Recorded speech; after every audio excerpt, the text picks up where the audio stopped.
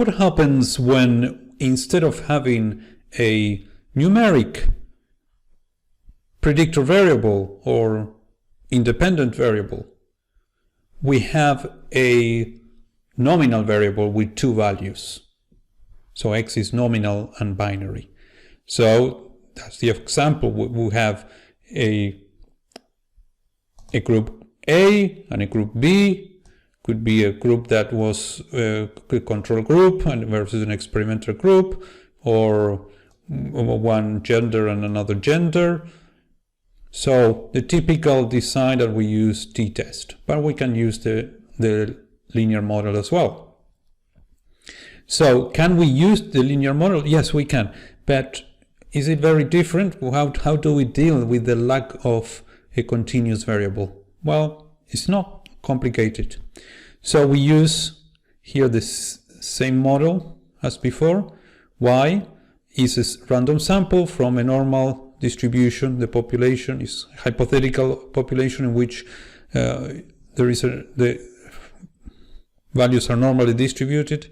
The mean is gamma, standard deviation is sigma, and then gamma is calculated by beta 0 plus beta 1 times x.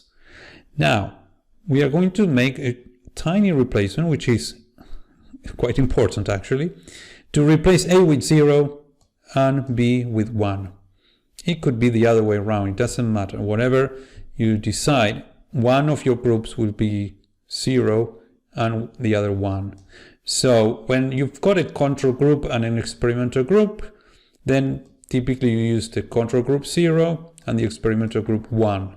But when the two groups are different, like males and females, but you don't have any expectation of there is no quantitative difference, then, well, it's arbitrary. You choose whatever you choose, but you make it clear.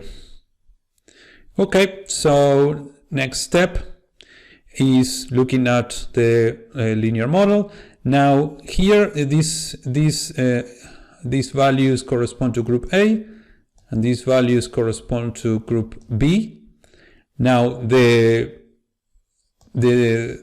spread in the horizontal axis has no meaning.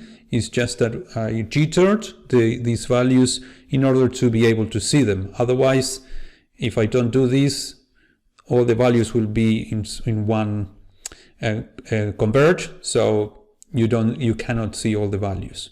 So basically, these shouldn't be in one line, but in order for visualization purposes, is presented in this way. Same with these observations in group B. They all belong to B. There is no meaning. This horizontal spread, there is no meaning whatsoever. Okay, so what we do is to decide that group A is 0 and that group B is 1, and then the mean of group 0, that's beta 0.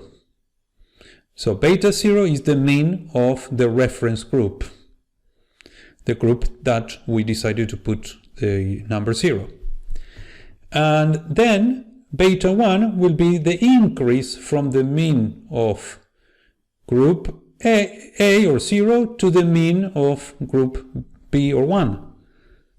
That's all. So if the mean of group A is, let's say, 12, and the mean of group B is 15, then beta 1 is 3. Very simple. And so that would be the mean of each group would be the gamma and beta 1 times x. So x here is 1. So if, as I said, if the mean of group A or 0 is 12, beta 0 is 12. And then we said that the mean of the group B is 15, then we have to have the beta 1 is 3 and x equals 1 because x corresponding to B equals 1. So 12 plus 3 times 1 is 15. So gamma is going to be 15. So gamma corresponding to x equals 1 is 15. And the gamma corresponding to 0 is 12. Because if we do 3 times 0, that will be 0. So then we retain the 12. So this is a very good model to predict the mean of each group, but we need to predict each of the observations.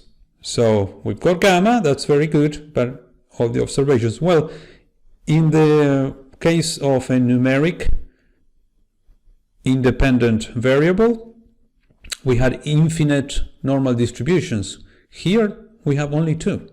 So one distribution here, normal distribution here, and one normal distribution here. So the mean of that distribution is the value of gamma for each of these groups.